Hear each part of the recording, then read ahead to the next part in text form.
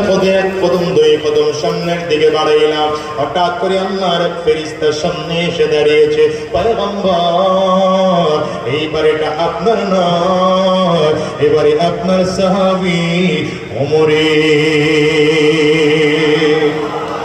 নবী আমার ডেকে বলেন, ইন্না লিকুল্লি নাবিয়্যিন রাফীকুন ফিল জান্নাহ ওয়া আনতা রাফীকি ফিল জান্নাতি ইয়া উসমান। আরে উসমান, সব নবীদেরকে জান্নাতের মধ্যে একজন সাথী দেওয়া হবে, সঙ্গী দেওয়া হবে, বন্ধু দেওয়া হবে। জান্নাতের মধ্যে আমি নবীর সাথী আর সঙ্গী যে হবে, সে আর কেউ নয়, সে হবে তুমি উসমান। সরে বলা যাবে না?